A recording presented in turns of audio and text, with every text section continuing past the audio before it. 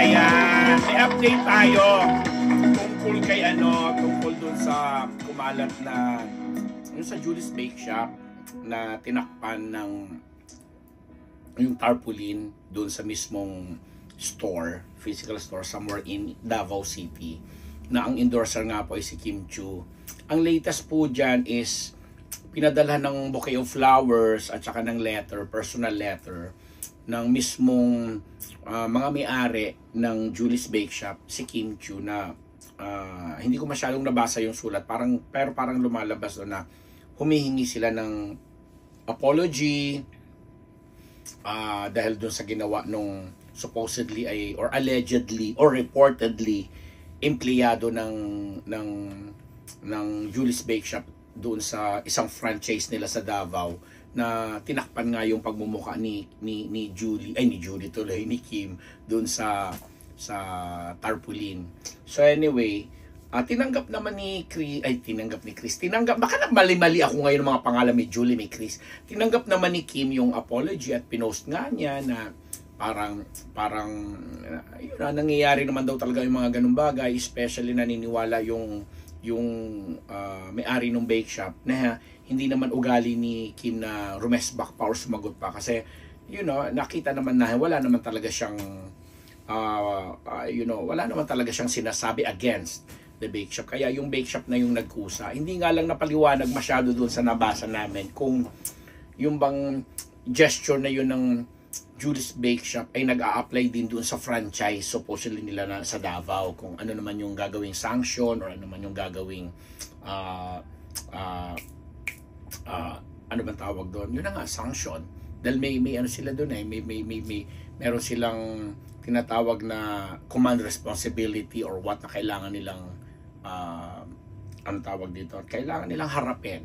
Kasi given na nga na ang istorya ay sa Davao yon, at syempre pa nag-ugat yan doon sa binibintang kay Kim na pagbanggit niya ng deserve, na ayon daw sa mga nakapanood. Ako kasi hindi ko napanood, I wasn't able to watch it. Although ang source ko po doon ay si paring Bong Navarro. Sa aming palitan ng mga messages, nakwento nga doon ni paring Bong na may script silang binabasa at spills yun, bahagi yun ng spills nila in connection doon sa pag-restback, pagbabalik ng mga grand restbackers para sa tawag ng tanghalan na ginawa ng buong show ngayon ng It's Showtime, dahil si may Vice Ganda na yung parang co-producer or something. Basta may ganun na yung segment na yun na halos yun na yung buong laman nung production ngayon na napapanood din yung araw-araw sa Showtime. As of now, nagsimula yata ng February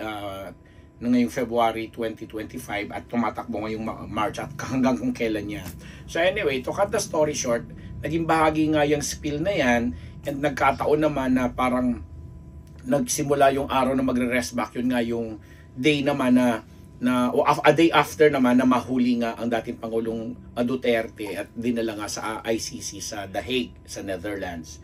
So, minasama syempre yon. Nandoon na tayo, minasama yun at hindi nagustuhan kasi parang feeling, syempre mga emosyonal ang mga tao, feeling nila may mali siya yung pagkakabanggit, kasi may mga ibang nagsasabi na nakapanood na sinasabi nila na iba yung templa ng emosyon, iba yung method ng deliver or what. May mga nagtatanggol naman syempre na regular ding nanonood ng Showtime na talagang yung programa na yan, part na nila lagi yung ganong tuksuhan, ganong okrayan. At saka tama ako, nag-agree ako doon sa mga nagsasabing may mga pagkakataon talaga, lalo na si Meme Vice, with all due respect kay Vice Ganda, na mahilig talagang magparinig, magpatama, may patungkulan, may okrayin sila na kumbaga sa amin, nagba-blind item kami, may ganun din sila. Lalo na nga, sabi ko nga, with all due respect kay Vice Ganda. So may mga tumitingin na mga tagahanga o supporter ni dating Pangulong Duterte na nilagyan ng mali siya yung delivery. Again yung delivery, hindi lang yung content, hindi lang yung salitang deserve, kasi anybody can say deserve. Kami din, we deserve to be heard, we deserve to be recognized. Para mga ganon. So siguro, yun na nga sabi, sa init, dala-dala siguro ng init ng panahon, init din ng mga usapin sa politika, etc. Mga taong sobrang dikit yung paghanga nila at pagsuporta, naapektuhan sila. Kaya nga ako, binibiliban ko at hinahangaan ko yung mga ibang supporters ni Kim or ng Kim Pao na mga supporter din ni dating Pangulong Duterte or ng mga Duterte na malawak ang pangunawa at pag-iisip nila na imbis na magsawsaw at makigulo at sabihin paratangan ng kung ano-ano, inunawa na lang nila na sinabi nga, yun na nga, pagbigyan na lang, wag nang pahabain pa kasi lahat naman ay may kanya-kanyang oras at may kanya-kanyang issue na dapat alam mo yun, iniintindi sa mga panahon ngayon. Hindi yung ginagatunga pa ng ginagatunga. Kami naman din dito sa Unbettable Channel, inilalatag din na po namin yung mga nakakarating din sa amin at naririnig din po namin. Kaya hindi naman kami nakikigatong pa. Kaya nga doon sa last episode, di ba, maklaro din namin sinabi na pinaratangan or parang napagbintangan sa maling akusasyon itong sina Kim at saka si Bong Navarro. And nasundan pa nga yan kasi nga may late ngang issue naman dito kay Kim na palabas na po pala ang My Love Will Make You Disappear. Yan, nagsimula yan ngayong March 26. At alam ko marami mga Kim Pao ang sumusuporta dyan. And speaking of that, may promo itong ginagawa na ginawa or pinuntahan si Kim at saka si Paolo. Sa Cebu yata ito, correct me if I'm wrong ha, sa isang mall na kung saan habang nasa stage itong si Kim at kumakanta or may gagawin something, tinawag niya on stage si Paolo.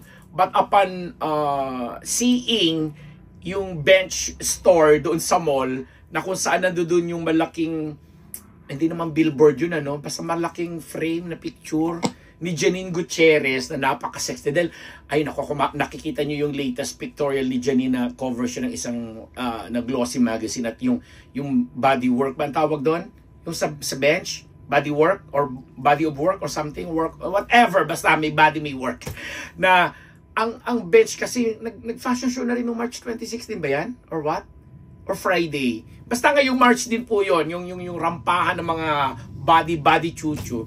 And isa nga doon si Janine. So, nandun doon, alam mo naman, kikay din talaga ito si Kim. So, nakapag-dialogue siya kasi kumalat. Hindi ko lang alam kung nag-viral ito. Pero napag-usapan na kumalat yung video na sinabi niya talaga kay Paolo na napanood namin, may nagpadala sa amin. At salamat sa nagpadala ha. Hindi ritokado, hindi edited. Sabi doon sa video, sabi ni Kim, ano ba eksaktong words na sinabi niya na parang wag kang lilingon or wag kang titingin sa likod. Basta dito ka lang sa akin tumingin or words to that effect na sinasabi niya. Dahil dun nga, para once na nalilingon siya, makikita talaga niyo yung napakalaking larawan doon o frame ni Janine Gutierrez sa likod niya. And siyempre napaglaruan ng iba pero wag na yung pinalalaki kasi normal naman talaga yun na may mga okasyon at may mga lugar na alam mo yun, pero hindi natin dinadagdagan ng apoy ito or ginagatungan na kasi in all fairness naman, may mga kaibigan kami ni Janine na ako tinanong ko yung dalawa sa mga malalapit na laging kasama ni Janine sa kanyang management outfit. Nasabi ko, may reaction ba si Nin sa pinag-usapan na gano'n? Sabi, wala, hindi nga siya aware, hindi nga niya alam. May mga gano'n. Sabi niya, sa'yo nga lang namin narinig na may gano'n. Sabi ko, ako pa talaga ang nagmarites. Ako pa talaga nagmarites sa gano'n. Kasi sabi ko nga, pinag-usapan, may nagpadala sa akin kako ng picture and video na may gano'n nga habang nagpo-promote itong dalawa, ang Kim Pao. Tapos biglang may ganung pangyayari. Na alam mo naman 'yon. So, si Janine, dead walang reaction. Sabi ko pag gustong may sabihin, iparating mo sa akin kung ano reaction ni Nina. Pero sabi, knowing naman, wag na nating anuhin niya kasi iba naman yung linya, ganyan. So, to cut the story short, ang moral lesson lang dito sa kwentong to, may mga bagay po na kahit nagba-viral na at pinag-uusapan na sa social media, may mga ilan at mga ibang celebrities kagaya nitong binabanggit ko na wala lang. So, hindi naman natin dapat nanggatungan pa or palakihin pa. Pero, nakakatuwa lang yung eksena. Kasi kung ako rin yung girlfriend ni Paolo, sasabi ko pa, nakikita mo. not to put any malice on the thing or on the issue, di ba? Pero ang saya lang, tinitingnan natin yung pangyayari na bilang kuwela lang, masaya lang. Nothing more, nothing less. Yun lang po. At wag na natin palakihin pa, baka na naman may mga pumatol na naman ng kung ano-ano dyan. Love natin yan, suportahan natin yung pelikula ng Kim Pao. At then of course, sa mga susunod namin mga episodes naman, may chika rin kami kay Janine. At syempre pa sa ating minamahal na si Eko na 2 beses na kaming na-Indian. Hindi naman. 2 beses na pagkakataon na hindi namin nasipot yung pakikipagbardagulan namin sa kanya para dun sa Ako Bicol Party List dahil naimbitahan kami kaya lang hindi na namin napuntahan sa dami ng mga patong-patong na schedule. So wala kaming update pero sisikapin namin sa susunod na episode meron uli para sa mamasaya naman yung mga Econin fans niyan. Ako po ang inyong lingkod at papasalamat. Ideal Vision ni Dr. Jessica D, ang SM Masinag branch ng Ideal Vision. Maraming thank you po sa inyong lahat at saka sa kay